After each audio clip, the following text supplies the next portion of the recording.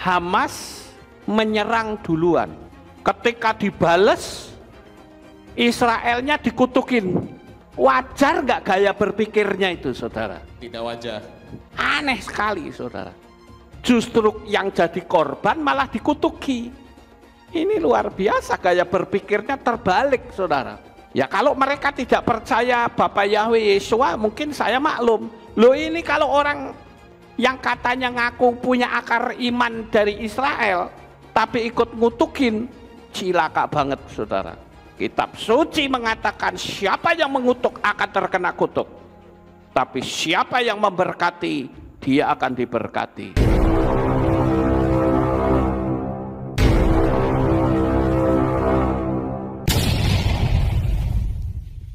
Video berikut, jangan lupa like, share, subscribe. Ibu yang terkasih, sampai dengan saat ini kalau kita melihat berita-berita baik di televisi, di internet, di YouTube dan sebagainya, masih didominasi oleh peperangan, saudara. Di mana-mana berita yang kita dengar mesti peperangan. Dan ada sesuatu yang aneh yang orang mempertanyakan kepada saya, dan saya tentu harus bisa menjawab yang sesuai dengan firman Tuhan. Pertanyaannya adalah, kenapa ada orang-orang Yahudi yang muncul dan rame-rame berdemo, justru yang dilakukan oleh orang-orang Yahudi itu membela Palestina? Ini ada apa? Nah, ini saya harus bisa menjawab, saudara-saudara. Ini ada buktinya, mereka ya, ini orang-orang Yahudi yang ortodok loh. Mereka masih pakai topi, rambutnya dipelintir-pelintir. Jadi ini betul-betul orang-orang Yahudi, saudara, bukan orang Indonesia ya. Tapi mereka justru membela Palestina, saudara-saudara. Bahkan ada kabar juga, mereka teriak-teriak minta supaya Benyamin Netanyahu itu mundur. Ada apa ini sebetulnya, saudara? Bahkan kalau saya lihat di video-video yang lain, orang-orang Yahudi ini membakar benderanya sendiri, bendera Israel. Ayo sekarang saya mau tanya nih, kalau kejadian ini ada di Indonesia, kira-kira bagaimana, saudara? Orang Indonesia membakar bendera Indonesia, apa yang terjadi, saudara? Oh, pasti masuk penjara, nggak ampun, saudara. Nah, ini mereka membakar benderanya sendiri, ya. Dan mereka betul-betul rame-rame sekali. Ya, ini saya tunjukkan. Nah, ini mereka sedang membakar bendera. Nah, kalau kita lihat dari berita-berita ini, saudara-saudara, sebetulnya apa yang ada di pikiran orang-orang Yahudi ini? Nah, sekarang saya akan memberitahu kenapa mereka melakukan itu. Sebenarnya mereka itu sudah lelah diperangi dan dikeroyok oleh banyak negara. Mereka ingin bebas. Sampai-sampai mereka bikin lagu pun, ya, lagu kebangsaan itu temanya Hatikvah atau pengharapan. Saya kadang merenung gini ya, kenapa sih kok Israel nggak kunjung selesai? Seolah-olah dia itu tidak lepas dari penderitaan, terus berharap dan berharap. Lalu kapan nyampainya?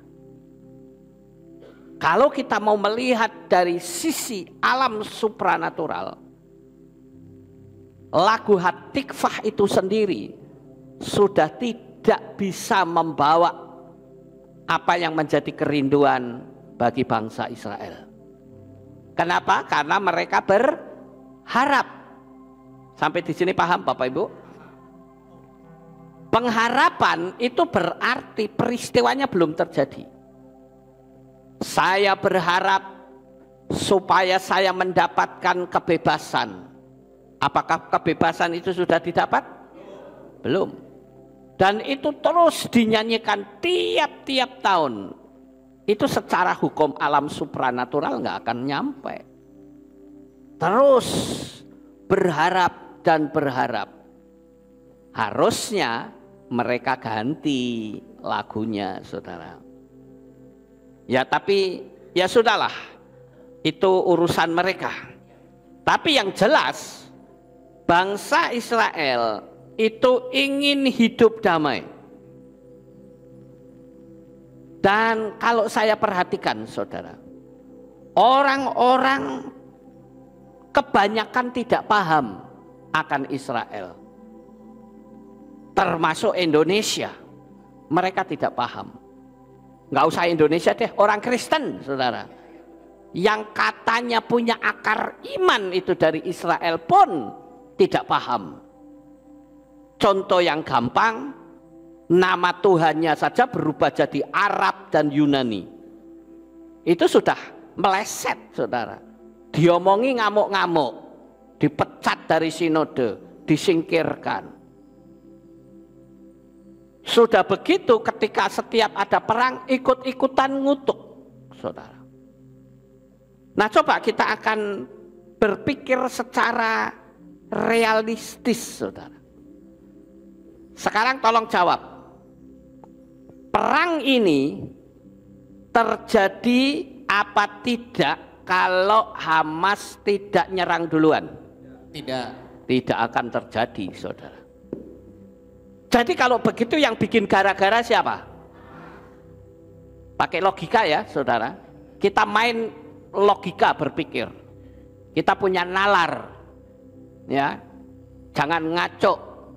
Dialah Tuhan, Raja segala raja. Dialah Yesus. Dialah Yesus. Dialah Yesus. Sorak-sorai buat Yesus, Tuhan Allah kita yang esa. Tuhan yang dahsyat ajaib, haleluya. Ini KKR, buat meriah, meriah, meriah. Haleluya. Sorak-sorai buat Tuhan. Yang di sana, yang di bawah pohon-pohon. Yang di bawah pohon-pohon, haleluya. Haleluya, merapat, merapat. Haleluya. Haleluya. Ini sukacita, haleluya. Lihat ibu itu menari, ibu, bagi Yesus. Haleluya. Bukan menari, bukan menari, tidak menari. Bukan menari, bukan menari, bukan menari, tidak menari. Kalau Allah ada di dalamku, bukan menari, tidak menari. Kalau Allah ada di dalamku, bukan menari, tidak menari. Bukan menari, bukan menari, bukan menari, tidak menari. Bukan menari, bukan menari. Ya ibu tambah semangat dia, ibu itu, haleluya. Bila roh Allah ada di dalamku, bukan menari. Bila roh Allah ada di dalamku, bukan menari. Bukan tertawa, bukan tertawa, bukan tertawa. Bukan tertawa, bukan tertawa, bukan tertawa.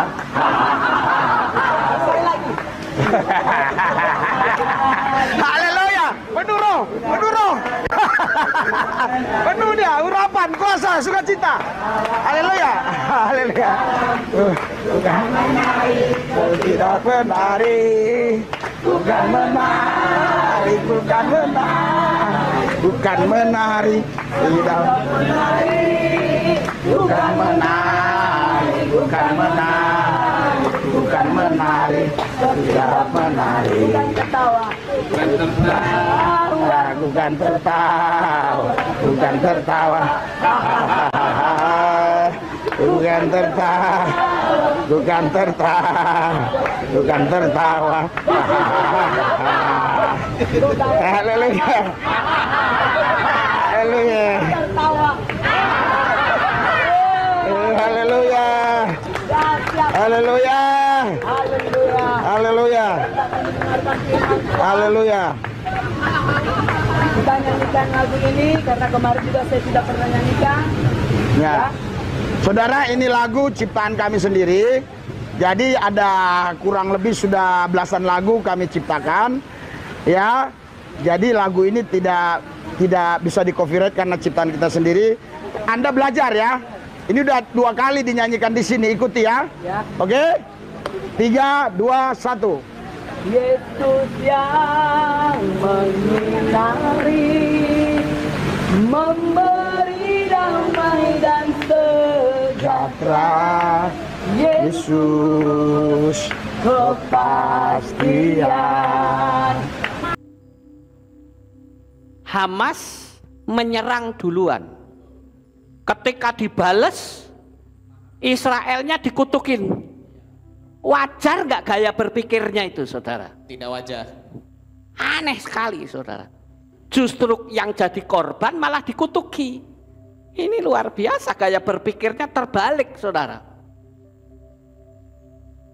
Ya kalau mereka tidak percaya Bapak Yahweh Yeshua, mungkin saya maklum. Loh, ini kalau orang yang katanya ngaku punya akar iman dari Israel, tapi ikut ngutukin, cilaka banget, saudara.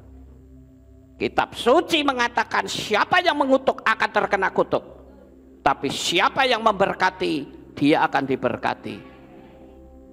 Kita nggak usah bicara dan masuk ke ranah politik. Ini bukan masalah politik, tapi ini ajaran dari Tuhan bahwa kita diciptakan, dijadikan Tuhan mulut kita untuk bicara hal-hal yang baik,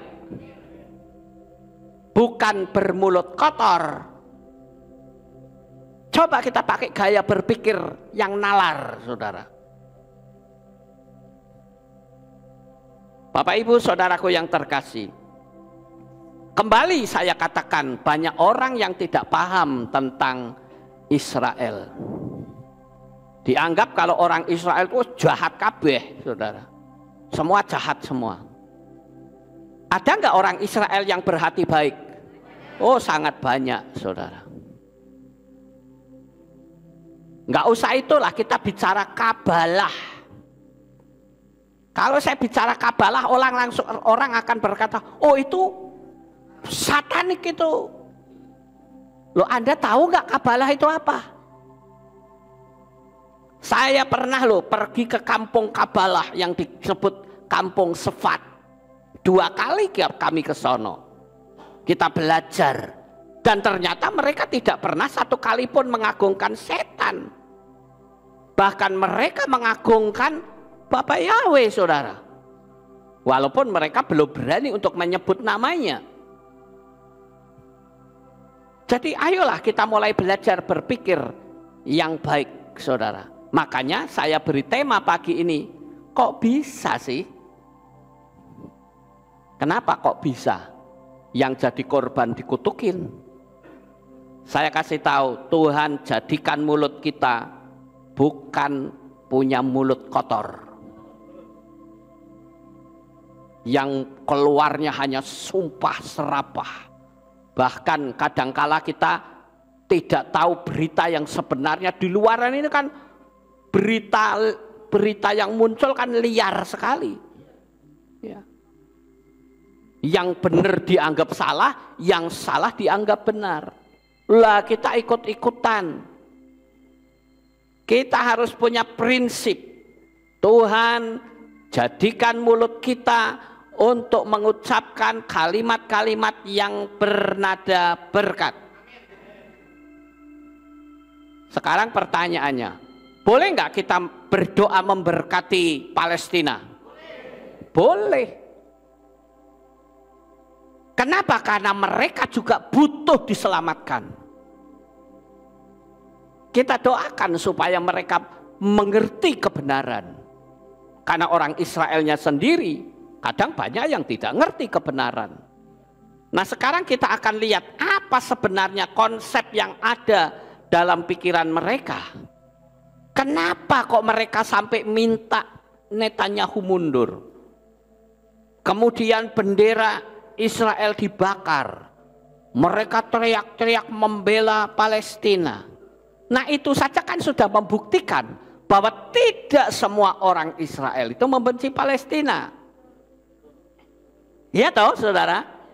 Pakai logika kita berpikir. Jangan berpikir pakai logika terbalik. Bapak Ibu Saudara yang terkasih, apa alasan mereka? Yang pertama, mereka sejak Israel menjadi merdeka tahun 1948.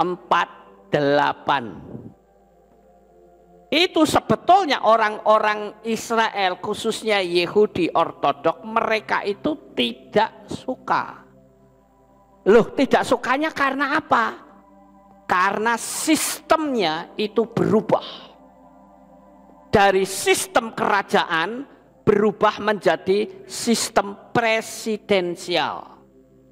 Menurut mereka itu tidak sesuai dengan Torah. Jadi mereka menolak sistem pemerintahan yang ada.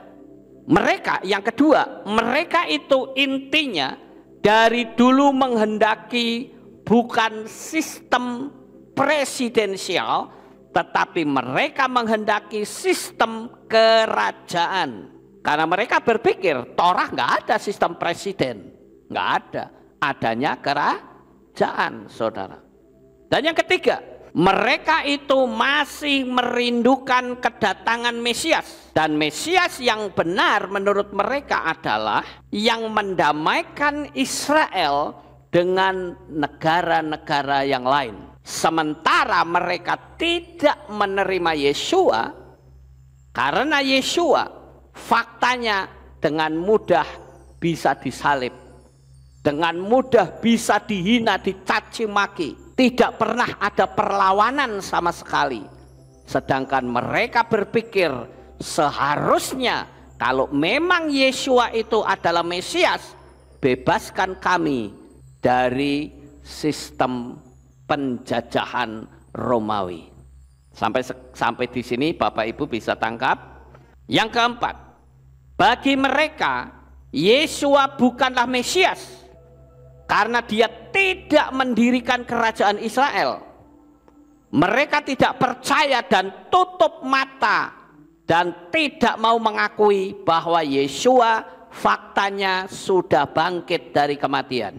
Bahkan akibat dari berita bohong yang disebarluaskan oleh ahli Taurat dan orang Farisi, mereka lebih percaya pada institusi ketimbang percaya kepada sebuah fakta bahwa Yeshua itu memang sudah bangkit. Sekarang yang kelima, sistem pemerintahan menurut mereka itu sangat mengganggu untuk kedatangan Mesias.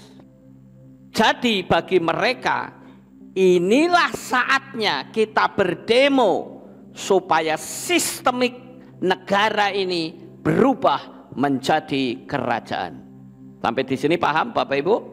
Nah, sekali lagi saya katakan, banyak orang-orang Indo atau Indonesia, bahkan orang-orang Kristen yang tidak paham tentang Israel, yang sebetulnya orang Israel itu adalah cinta damai. Memang kita harus akui ada banyak sekali orang-orang, khususnya dalam kelompoknya si mata satu, mereka akan menguasai dunia ini. Tapi sangat banyak orang-orang Israel yang cinta damai. Kemarin ada orang yang menunjukkan kepada saya, Pak Lukas, itu orang-orang Yahudi bagaimana sih? Ada orang Kristen bawa salib diludahi katanya. Saudara lihat videonya kan? Itu viral, saudara. Saya jawabnya gampang. pada masa itu adalah masa hari raya orang Yahudi, 7 hari raya. Lah mereka masih merayakan 7 hari raya kok bawa salib, saudara. Itu kan podo wae nantang. Itu kan sama saja penghinaan. Sementara orang Yahudi sendiri tidak menerima salib itu sebagai simbolnya mereka. Simbolnya mereka itu ya menorah. Ya kalau lewat-lewat aja mereka pasti akan tenang, saudara. Tapi kalau bawa salib kan kayak nantang gitu loh.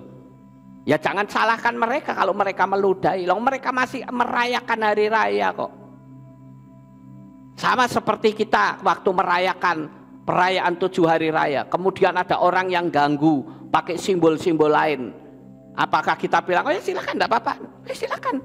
Ya nggak bisa begitu, saudara. Jadi kita mesti harus berpikir secara realistis.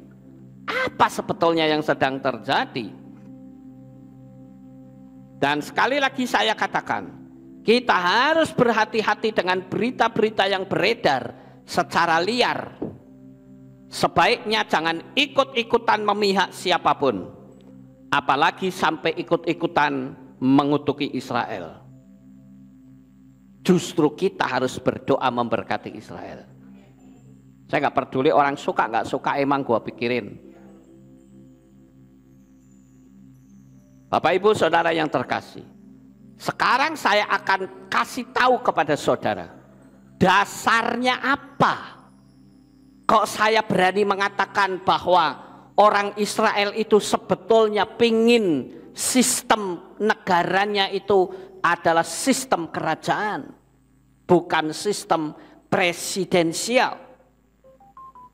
Kalau saya perhatikan dari kitab suci, maka di situ kita diberitahu kesalahpahaman orang Israel tentang Mesias itu sudah ada dari dulu. Intinya adalah mereka berpikir yang namanya Mesias itu ya mereka berani berperang melawan penjajah. Masa Mesias kok dipukulin ya diem? Masa Mesias diludai, disalib ya diem? Mesias macam apa itu? Itu yang ada di pikiran mereka. Nah sekarang saya akan tunjukkan beberapa ayat firman Tuhan.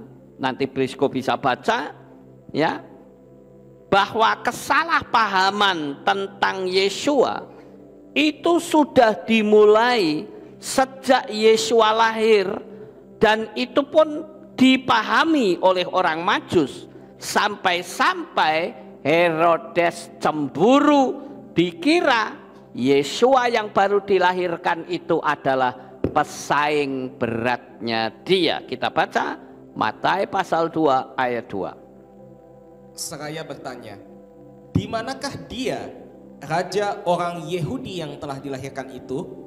Karena kami telah melihat bintangnya di timur, dan kami datang untuk menyembah kepadanya. Amin. Saudara perhatikan, di manakah raja yang baru dilahirkan? Kalau bicara raja berarti bicara apa? Kerajaan. Kecuali kalau ayatnya, di manakah presiden yang baru? Nggak ada, bukan? Inilah kesalahpahaman yang awal ketika Yesua datang ke dunia ini. Dan kita tentu harus tahu bahwa Yesua datang ke dunia ini bukan mendirikan kerajaan secara fisik. Yesua datang ke dunia ini mendirikan kerajaan rohani.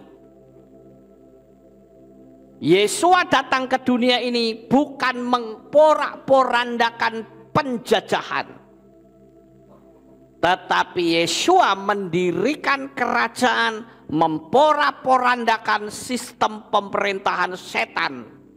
Dengan apa? Dengan hukum kasih. Hebat bukan Bapak Ibu? Itu sudah salah persepsi. Apa yang dipikirkan orang-orang Yahudi pada masa itu tidak sesuai dengan apa yang dipikirkan oleh Bapa Yahweh. Nah, kita akan lihat, kalau kita lihat gambar ini saja, ini saya temukan gambar yang cukup lumayan bagus lah ya, untuk menggambarkan datangnya orang-orang Majus. Karena selama ini yang kita kenal, gambarnya adalah 3 orang. Ya, nek 3 orang ya dari daerah Persia sana sampai ke Israel ya bisa dirampok di tengah jalan. Nah, untuk masalah ini ada sendiri sesinya. Silahkan lihat video-video saya yang lain. Kejanggalan di seputar kelahiran Yesua, ada materinya. Lihat aja lah. Ya, semua lengkap ada di sana. Kemudian kita lihat yang kedua, saudara. Mereka tidak tahu kalau Yesua itu bukan mendirikan kerajaannya di dunia ini dengan cara mengkudeta pemerintahan yang ada, tetapi yang Yesua maksud adalah kerajaan Shamayim. Kita baca Yohanan 18 ayat 36. Yesua menjawab, "Kerajaanku bukan berasal dari dunia ini. Jika kerajaanku berasal dari dunia ini, para pengawalku tentu telah berjuang agar aku jangan diserahkan kepada orang-orang Yahudi. Tetapi sekarang kerajaanku bukanlah berasal dari sini." Amin. Nah, jelas bukan Bapak Ibu? Jadi Yesua itu bukan mendirikan kerajaan secara fisik. Sekarang yang jadi pertanyaan, bisa nggak Yesua lakukan ngundang malaikat-malaikat untuk mengobrak-abrik pemerintahan Romawi? Oh, terlalu mudah. Ya, tapi bukan itu yang Yesua lakukan. Justru Yesua datang ke dunia ini untuk menyelamatkan semua manusia. Ini yang mesti kita pahami, Bapak Ibu. Tapi kalau kita tidak paham, ya tidak mungkin kita percaya kepada Yesua. Emang dia itu siapa? Nah, sekarang kita lihat yang berikutnya. Murid-murid memiliki konsep yang berbeda dengan Yesua. Mereka pikir Yesualah yang akan membebaskan mereka dari penjajah Romawi. Kita baca di Lukas 19 ayat 38. Seraya berkata, "Diberkatilah dia yang datang sebagai raja dalam nama Yahweh, damai sejahtera di Shamayim, dan kemuliaan di tempat yang maha tinggi." Amin. Nah, kembali lagi kalau kita baca ayat ini saja kita sudah paham bahwa konsep orang-orang Yahudi pada waktu itu sangat berbeda. Sampai di sini paham ya Bapak Ibu? Agar supaya kita jadi semakin cerdas. Apa sebetulnya misi Tuhan? Makanya kalau di luar sana banyak orang yang mengolok-olok Yesua dengan berkata, katanya juru selamat. Lah juru selamat kok dipukulin ya nurut, diludahi nurut, dihajar, dihina, dicaci maki, dicambuk nurut, bahkan sampai dia mati. Mana ada Tuhan kok mati? Nah, ini kan salah persepsi, saudara. Nanti di bagian belakang saya akan kembali terangkan supaya kita itu ngerti, cerdas, hafal. Karena ini sudah menyangkut masalah keselamatan. Jangan sampai kita itu menjadi tidak selamat karena kita salah pemahaman tentang siapa sebetulnya Yesua itu. Jadi mereka, orang-orang Yahudi itu berpikir harusnya ini dikalahkan. Atau setidak-tidaknya Yesua itu punya postur yang tinggi besar, ganteng, gagah, mungkin orang macam-macam sekali pukul jedot mati. Itu pikiran mereka begitu. Lah kok ternyata ini kok diapa-apain, diam aja, di mana adalah mereka itu akhirnya tidak bisa menerima Mesias karena konsepnya berbeda. Jadi sekali lagi ini adalah alasan-alasan secara yang tertulis dalam kitab suci. Kenapa mereka melakukan demo? Ini jawabannya, saudara. Karena mereka menghendaki sistemnya bukan sistem presidensial, tapi sistem kerajaan. Dan sekali lagi, sistem presidensial menurut mereka itu akan menghambat datangnya Mesias. Tapi bagi kita, mau sistem apapun, ketika waktunya sudah sampai, Yeshua akan datang kembali sebagai hakim yang adil. Dia akan datang kembali sebagai mempelai pria kita. Ini yang saya katakan, kita memiliki sebuah pengharapan yang luar biasa. Bayangkan orang Israel itu pandainya seperti apa, cerdasnya seperti apa, sampai tidak bisa menangkap bahwa Mesias itu sudah datang ke dunia ini, masih ditunggu terus. Padahal sebentar lagi dia akan datang lagi, bukan sebagai bayi yang lemah, tetapi dia datang dengan segala kemuliaannya. Betapa bangganya kita bisa percaya kepada Yeshua HaMashiach. Kita lanjut yang berikutnya. Penjahat yang di kayu salib pun punya pemahaman yang sama, yaitu Yeshua itu sebagai raja. Artinya begini saudara, kalau saya terjemahkan secara gamblangnya begini. Ya sudahlah Tuhan, engkau kali ini kalah deh, nggak apa-apa. Tapi nanti kalau kamu datang lagi sebagai raja, ingat aku ya. Raja meneng, ya saudara. Itu konsep, sekali lagi konsep mereka adalah mengalahkan penjajah. Kita baca Lukas 23 ayat 42. Dan dia berkata kepada Yeshua, Tuhan, ingatlah aku manakala engkau datang dalam kerajaanmu. Amin. Nah, kembali lagi konsepnya masih sama. Jadi itulah konsep orang Yahudi dari zaman dulu sampai sekarang itu masih sama. Makanya saya katakan bahwa dengan adanya sistem pemerintahan sekarang, mereka berpikir ini menjadi penghambat datangnya Mesias. Mereka sudah kepingin segera mendirikan bait suci. Seperti kita ketahui bahwa sekarang sudah tersedia red heifer atau lembu merah.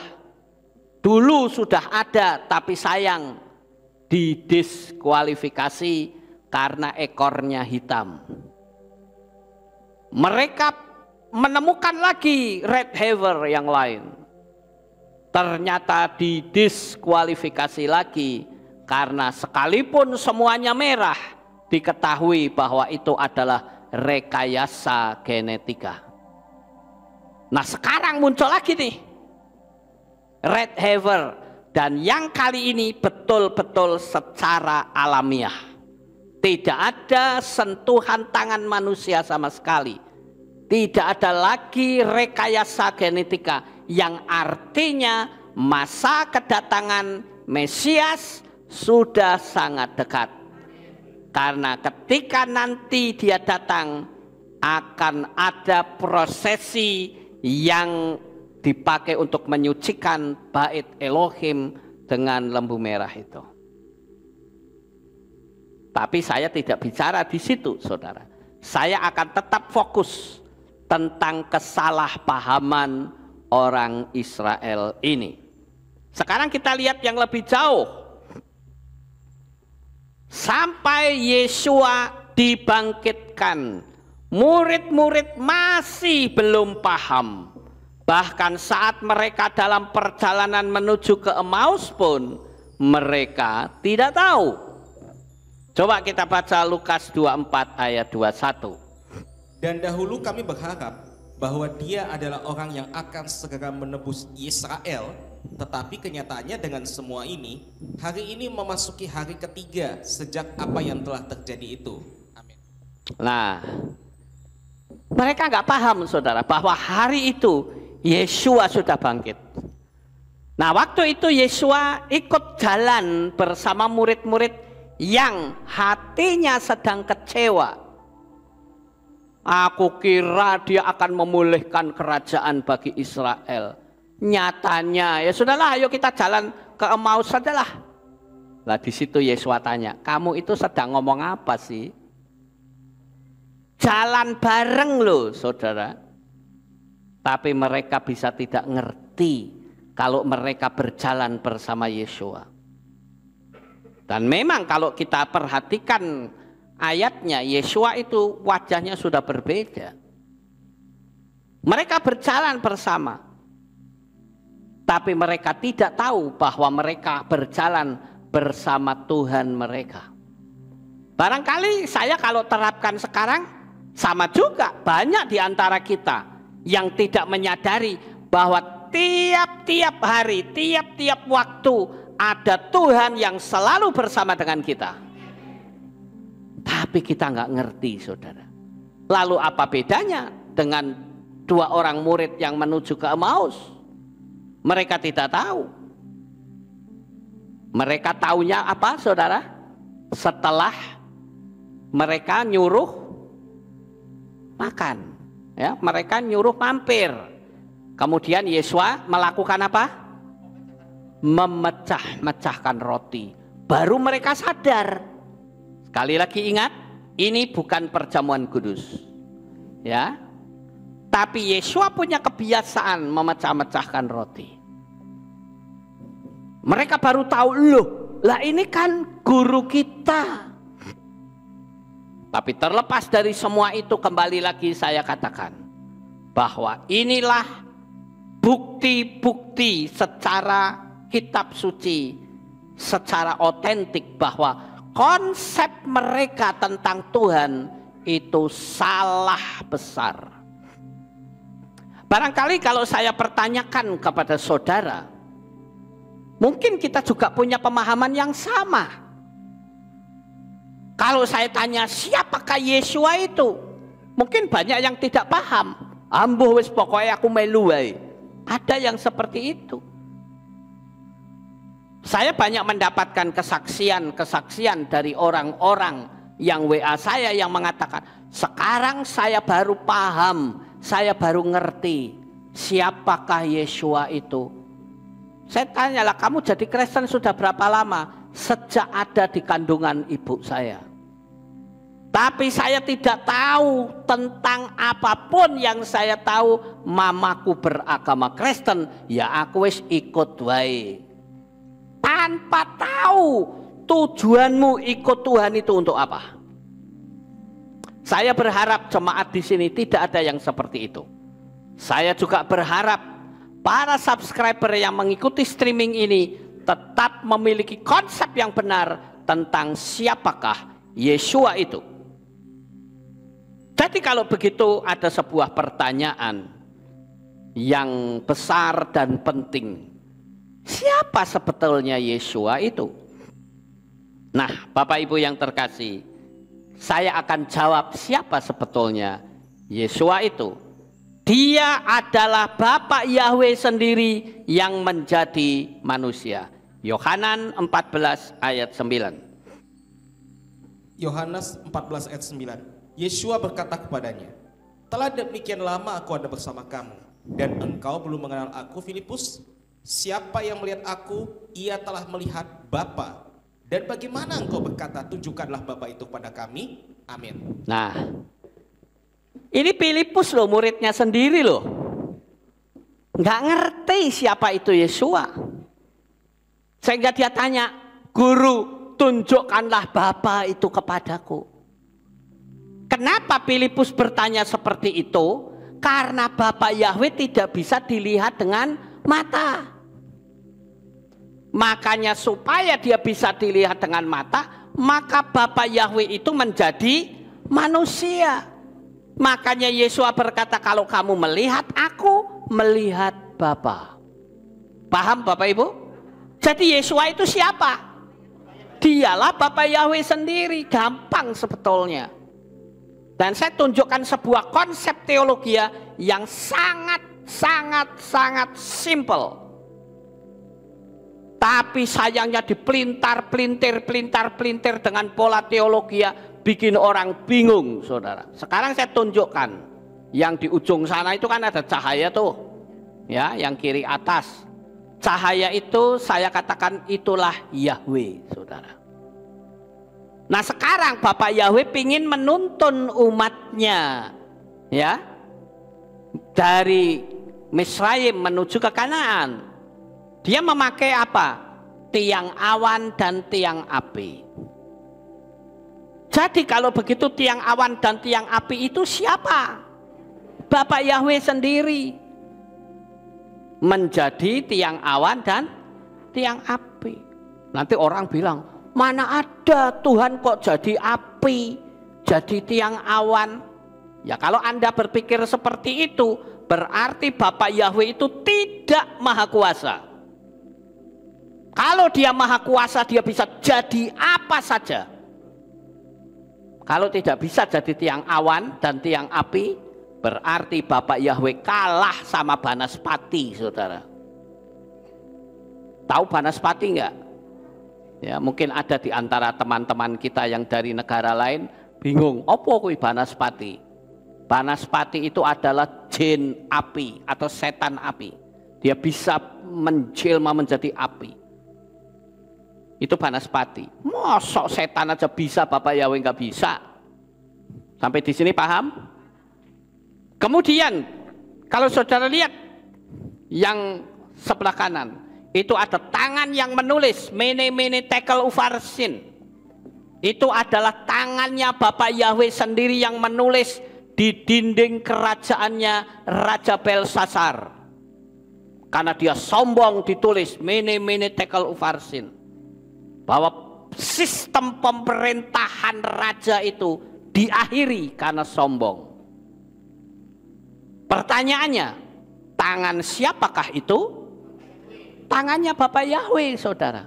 Jangan dipikir, oh itu tangan genderuwo. Tidak, saudara. Itu tangannya Bapak Yahweh sendiri. Amin. Jadi Bapak Yahweh bisa menjadi punggung tangan, bisa kan? Lawang maha kuasa ya bisa. Sakpenae. Ya. Terus pada waktu zaman Raja Nebukadnezar, ada 3 orang pemuda, Hananya, Misael, Azaria, disuruh menyembah patung buatan Raja Nebukadnezar. Dan 3 pemuda itu berkata, tidak, karena akan ada Elohimku yang akan melindungi aku. Tetapi seandainya tidak, aku tetap tidak akan menyembah patung buatan Tuanku Raja. Itu namanya iman. Iman itu artinya berani mengambil resiko. Itu iman, saudara.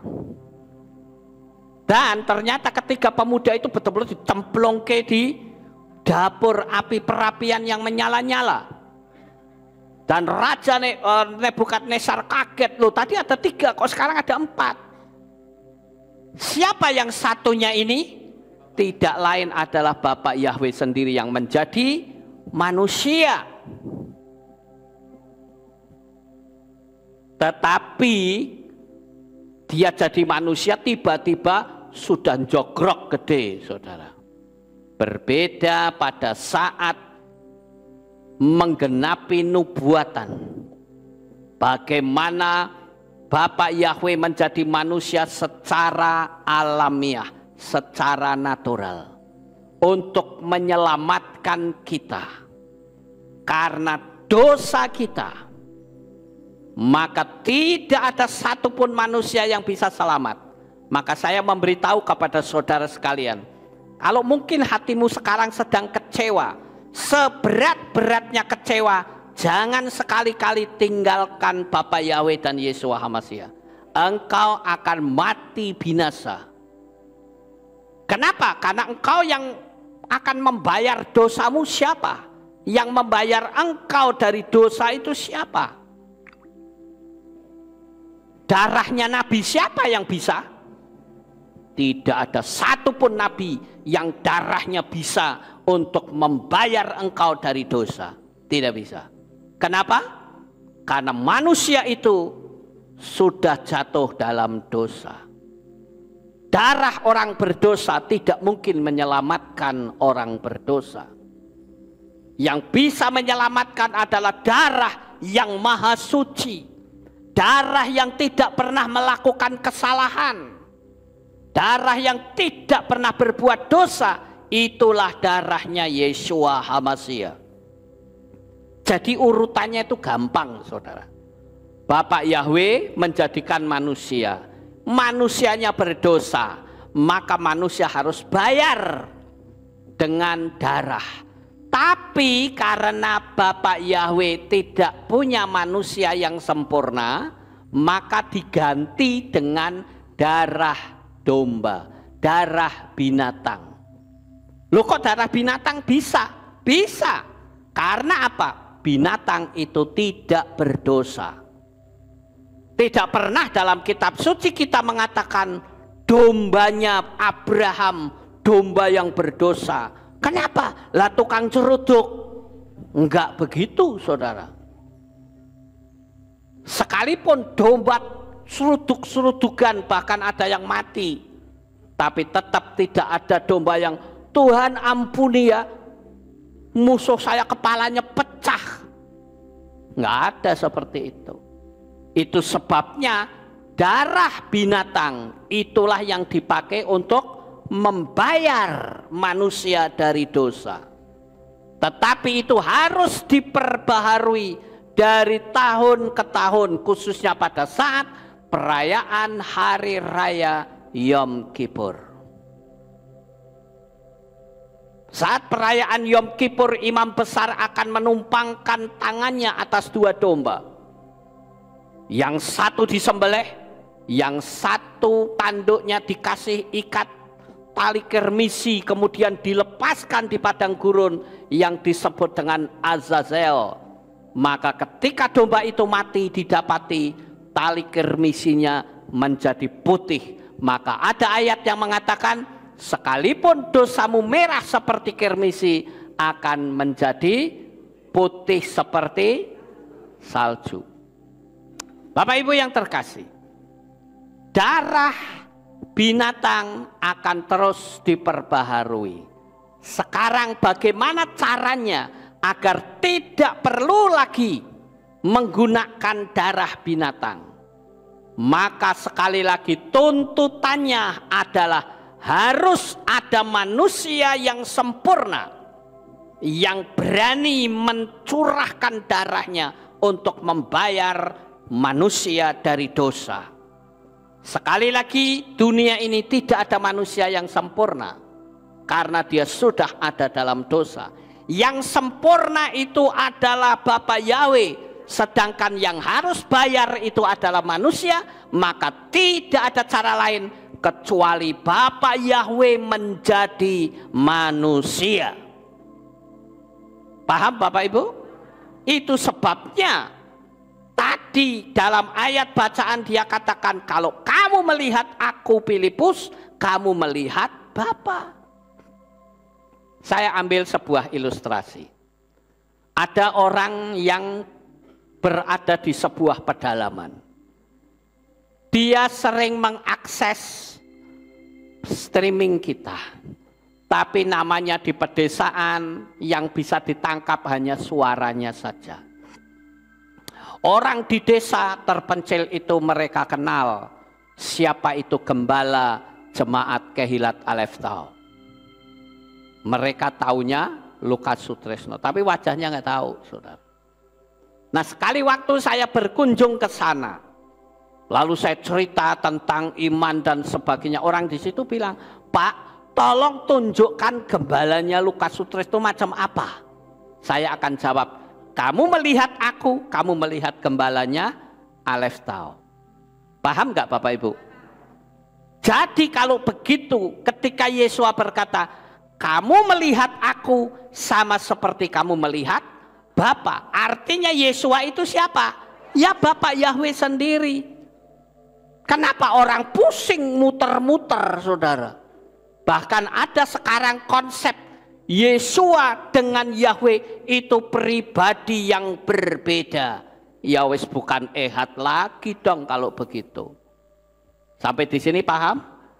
Nah sekarang Bapa Yahweh yang Maha Kuasa itu dia bisa berubah wujud dalam rohnya, yaitu wujud burung merpati. Bisa? Bisa. Loh dia mau jadi apa ya terserah, saudara. Nah sekarang kenapa orang begitu pusing bingung nggo karepe dhewe? Karena ini loh sebutannya, saudara.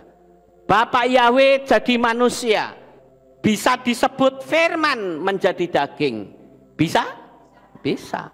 Bapa Yahweh jadi manusia disebut Dafar Elohim. Bisa? Bapa Yahweh jadi manusia disebut anak manusia. Bisa? Sekarang Bapa Yahweh jadi manusia disebut putra Yahweh. Bisa? Bisa. Lagi Bapa Yahweh jadi manusia disebut inkarnasi sang pencipta. Bisa? Jadi kalau begitu saudara, apapun sebutannya tetap itu Yahweh yang jadi manusia. Paham? Tapi kalau saudara usrek disebutannya bingung dewe. Misalnya seperti tadi, Yahweh menjadi manusia disebut firman menjadi daging. Lah mumet saudara, firman jadi daging. Wah diputar mumet dewe. Ini hanya sebutan. Anda mau menyebut inkarnasi silahkan, mau nyebut anak Yahweh silahkan, mau nyebut Dafar Yahweh silahkan, mau nyebut apapun tetap yang mati di kayu salib adalah Yahweh yang menjadi manusia. Makanya ketika Yesua disalib itu ada prasasti yang ditulis, yang orang kenal. Saya tanya apa? INRI. INRI itu bahasa Latin saudara. Yesus Nazarenus Rex Judai Rom. Sedangkan dalam bahasa Ibraninya adalah Yeshua Hanasrit wa Meleha Yehudim. Diambil huruf depannya saja YHWH. Mana ada YHWH kok bisa dibaca Yahweh? Ya kan mulut kita yang ngomong begitu. Ya kalau mulutnya orang Israel ya bisa saudara. Iya toh? Sama seperti kalau saya bilang KPDYTH. Saudara tahu apa artinya? Kepada yang terhormat. Coba saudara tanya sama orang Amerika, dia pasti akan tanya, what is the meaning of KPDY2H? I don't know. Paham nggak Bapak Ibu? Saya kemarin menemukan sebuah situs yang bagus. Itu apa? Arkeologi Bible. Di situ ternyata ditemukan nama Yahweh dalam huruf hieroglif Mesir. Siapa bilang Yahweh tidak bisa dibaca? Saya cuma ngomong nek cangkeme wong Indonesia iso. Tapi kena orang Israel pasti bisa. Cuman mereka tidak mau membaca. Mereka ganti jadi Adonai dan Hashem. Ini meleset, lawang tulisannya YHWH kok munine Adonai. Ane Adonai itu kan alef dalet nun ya yod itu Adonai. Jadi kita ini harus tahu ya, mau disebut apapun tetap saja itu Yahweh yang jadi manusia saudara. Jadi jangan diputar-putar ya. Kadangkala saya bingung saudara, kenapa sih teologi yang simple kayak gini kok angele? Padahal dia katanya sekolah teologi ya. Lah sekolah teologi kan akhirnya jadi mempermudah orang. Harusnya kok malah bingung. Ada Tritunggal lah. Lah nek Tritunggal apa bedanya dengan Trimurti kalau begitu? Tri itu sudah bukan ehad. Padahal konsep iman kita Yahweh Ehad Ushemo Ehad. Yahweh satu-satunya dan namanya adalah satu-satunya, nggak ada duanya. Dipelintir lagi Tiga pribadi, satu hakikat. Karena tiga pribadi ya beda, saudara. Pribadinya tetap satu. Saya sering membahasakannya seperti film Sun Gokong. Dikeroyok orang 50, dia bisa jadi 50. Apakah berarti ada 50 pribadi Sun Gokong? Ya tidak, pribadinya tetap satu. Gampang sih sebetulnya. Wong gampang-gampang kayak gitu kok dipikir pelintar-pelintir, susah banget. Ya. Oke, kita lanjut, saudara-saudara. Jika kita tidak mengakui bahwa Yeshua adalah Yahweh sendiri, maka kita akan mati dalam dosa kita. Yohanan 8 ayat 24. Oleh karena itu, aku berkata kepadamu, bahwa kamu akan mati dalam dosa-dosamu. Sebab jika kamu tidak percaya bahwa akulah Dia, maka kamu akan mati dalam dosa-dosamu. Amin. Tuh kan, Yeshua ngomong apa? Akulah Dia. Akulah Dia. Dia ini siapa? Ya Bapak Yahweh. Gampang sih saja nih. Ya toh? Tadi negur Filipus, kamu sudah sekian lama ikut aku, kok nggak ngerti Bapak itu? Tanya lagi. Ya kalau pertanyaan ini saya tanyakan, mungkin saudara saya bisa katakan, kamu katanya sudah Kristen dari bayi, kok nggak ngerti? Sama nggak kira-kira? Maka saya perlu kasih tahu kepada saudara, ini menyangkut masalah keselamatan. Sekalipun pembicaraan kita tadi bicara masalah demonya orang Israel, tapi kalau saya giring masuk ke pola rohani, jadilah seperti ini. Kita jadi paham betul siapa itu Yeshua HaMashiach. Sampai saudara berani tinggalkan Yeshua, saya katakan kamu tidak akan pernah sampai di Samayim. Karena orang yang bisa masuk ke Samayim harus dengan darah yang maha suci. Dan di dunia ini tidak ada darah yang suci kecuali darah Yeshua HaMashiach. Kita harus pertahankan iman kita sampai pada titik nafas yang penghabisan. Doa saya untuk Bapak Ibu Saudara, jangan sampai mati tetapi engkau terlambat. Ingat, kalau sampai engkau mati dan belum terima Yeshua sebagai juru selamat, belum termeterai atas namanya, maka saya nyebutnya engkau mati dengan sia-sia. Kenapa kita harus termeterai? Karena dulu waktu kita bertobat, kita dimeterai dalam nama siapa? Nah, siapa itu nanti spiritnya akan tuntut kita di kursi pengadilan Tuhan. Ketika kita ada di kursi pengadilan, maka spirit itu berkata, Tuhan, orang itu milik saya. Kok bisa? Lah dia dulu dibaptis dalam nama saya. Enak aja. Makanya orang ini milik saya. Masuk logika nggak kira-kira? Masuk, saudara. Makanya saya katakan hati-hati masalah ini, saudara. Ini bukan masalah agama, ini bukan masalah gereja, bukan masalah sinode. Tapi apa kata firman? Yeshua itu tidak lain adalah Yahweh sendiri. Sekarang yang jadi pertanyaan kita yang terakhir. Pemahaman yang sangat mudah. Kenapa begitu sulit orang untuk memahaminya? Padahal dia sekolah teologi.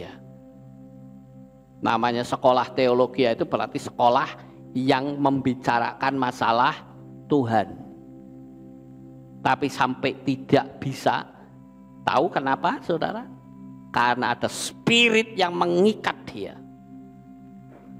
Orang sudah percaya Yesus saja, setan masih bilang tunggu tanggal mainnya, tak cegat kamu nanti di depan sana. Akhirnya tidak terima Yeshua. Ngeri sekali, saudara. Menolak dengan alasan dia itu tidak lebih manusia biasa. Saya katakan, siapa orang yang tahu hari kematiannya? Tidak ada, hanya Yeshua yang tahu. Dan dia pun berani mengklaim rombak bait suci ini dan dalam 3 hari aku akan mendirikannya kembali. Yang dimaksud adalah tubuhnya. Maka pada waktu dia mati, pada hari yang ketiga dia bangkit kembali. Yang artinya siapapun yang percaya kepada Yesua, kalau nanti mati kita akan dibangkitkan. Tapi setan tidak suka. Dia pelintar-pelintir supaya keselamatan bisa terlepas. Tidak panggil nama. Dia berpikir Yesua itu bukan Yahweh, tapi Yesua itu pribadi yang lain, tapi menyatu. Malah bingung, saudara. Makanya banyak orang-orang dari seberang yang sulit untuk percaya, karena teologianya bikinannya Tertullianus. Tapi kita ikutin apa yang kitab suci katakan, bahwa Yesua itu tidak lain adalah Bapa Yahweh sendiri. Sukses besar untuk saudara. Bapa Yahweh memberkati. Haleluya. Kita tunduk kepala, kita berdoa. Kami mengucapkan terima kasih dan syukur kepadamu ya Bapa Yahweh. Pada saat pagi hari ini kami telah mendengarkan firman-Mu. Biarlah kami akan semakin mantap ketika Engkau datang sebagai Raja, ketika Engkau datang sebagai mempelai, ketika Engkau datang sebagai hakim, atau Engkau datang dalam jabatan apapun, yang jelas kami pasti diselamatkan. Sekarang kami akan menata kehidupan kami menjadi lebih baik dari hari-hari yang lalu. Terima kasih Bapa. Apa yang kami lakukan adalah wujud dari cinta kasih kami kepadamu. Terpujilah Engkau di dalam nama Adonai Yeshua HaMashiach. Kami sudah berdoa. Semua yang percaya berkata, amin.